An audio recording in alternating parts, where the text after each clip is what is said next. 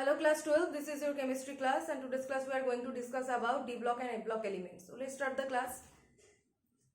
So D block and A block elements, especially D block elements are known as transition elements and A block elements are known as inert transition elements. So why D block elements are transition elements? Because D block elements lie in between S block and P block elements. They are in between S block and P block elements. So they are transition elements. Now, what is the general electronic configuration for D block elements? For D block elements, the general electronic configuration is n-1, D1 to 10, ns 1 to 2. This is the general electronic configuration. Now, here I have written the small portion of the periodic table, that is 3D series, 4D series and 5D series. Okay.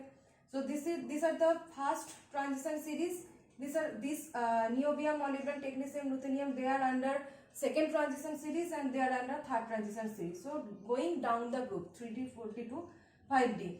Now in the electronic configuration, before vanadium there is scandium, titanium, and after iron there is cobalt, nickel, like this. Okay, cobalt, nickel, copper, zinc. They are in 3D, first transition elements. Now if we start from vanadium, we can see the electronic configuration of vanadium is 3D3 4s2. Okay, this is the electronic configuration of vanadium 3D3 4s2. So you can see here that this falls under this region, and if you go down the group, electronic configuration will remain same, just the principal quantum number will change. So here it is 43 5s2. Okay, one by one it will increase 43 5s2, and tantalum is 4 to 5, so it will be 5d3 6s2, like this. Okay, so you can see when you are going down the group, just the principal quantum number is increasing one by one, but the electronic arrangements that remain same. Electronic arrangement will remain same, just the principal quantum number will increase one by one.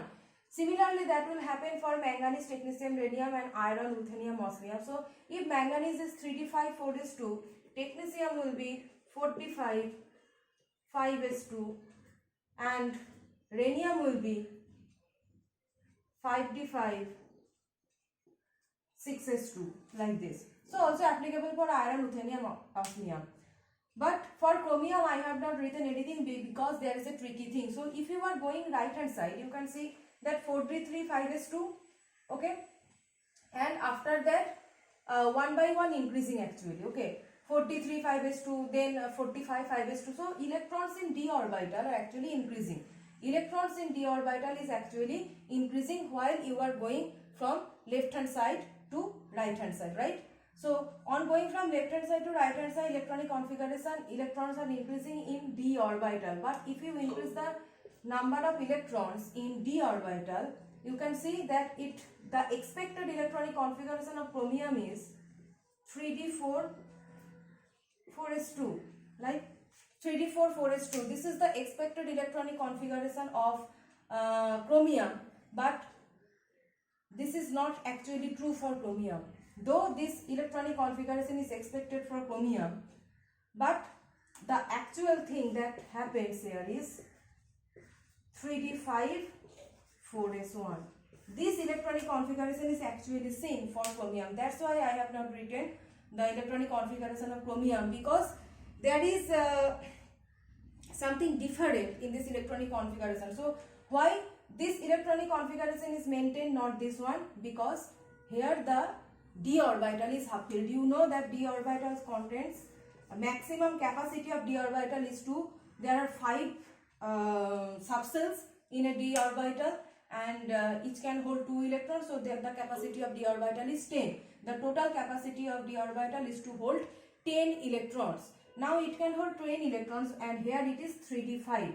So to attain the, when the cell is fulfilled or half filled, the stability is maximum. When the cell is fulfilled or half filled, the stability is maximum. So if here in d orbital the number of electrons are 5, that means this is more stable structure than this one. Okay, so whenever, if this 3 orbital, this is 3d4 4s2, but somehow if it gains one electron from 4s orbital, then it will attain some extra stability, and to gain that, to attain that extra stability, it will follow this electronic configuration instead of our expected electronic configuration. So that's why this is important question, that electronic configuration of chromium is 3d5 4s1, not 3d4 4s2. So why is that? Irregularity actually, okay. And this thing also happens in case of, this thing also happens in case of copper, okay, in case of copper. So if you increase the electrons one by one, okay, so iron, for copper, if we will expect, for iron it is 3d4, manganese it was, chromium it was 3d5 4s1, manganese was 3d6 4s2, okay, vanadium, chromium, manganese and iron, okay. So in case of copper, the electronic configuration after iron it is 3d9 4s2. Expected is this after iron, okay. Expected this is 3d9 4s2.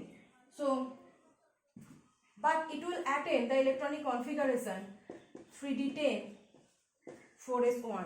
Again, they are attaining the stable full field configuration. Okay. So how we are getting this? That in iron, this is after manganese iron. So it will be 3d6 4s2, right?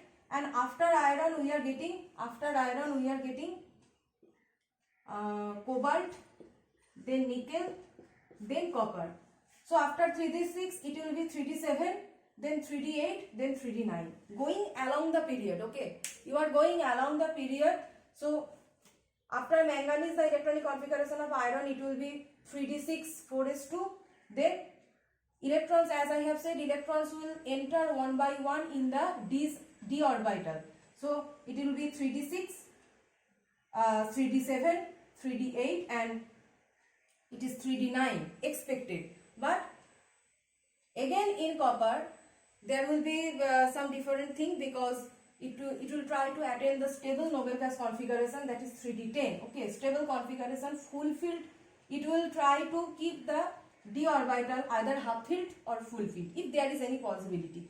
So if it just takes only one electron from 4s orbital, it will be able to attain the stable fulfilled d orbital. So 3d10 4s1. So these are the two different things in case of chromium and copper, and these two you have to remember, okay, these two you have to remember. Next thing is that zinc, cadmium and mercury, these are not considered as transition elements, and the question is why.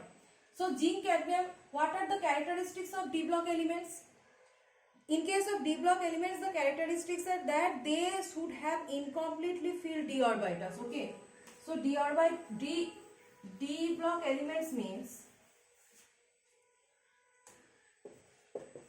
the main characteristic of d block elements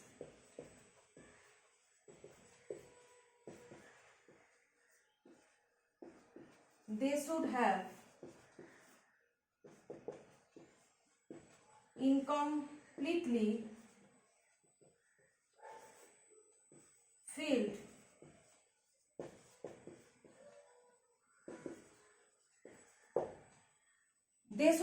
incompletely filled d orbitals. And now consider the electronic configuration of zinc, cadmium and mercury. Zinc, cadmium and mercury. Zinc, cadmium is, mercury is after copper, okay. Zinc is after copper. After copper you are getting zinc. So what will be the electronic configuration? From here you will get 3d10 4s2. The general pattern you will follow. This thing you will not follow, okay.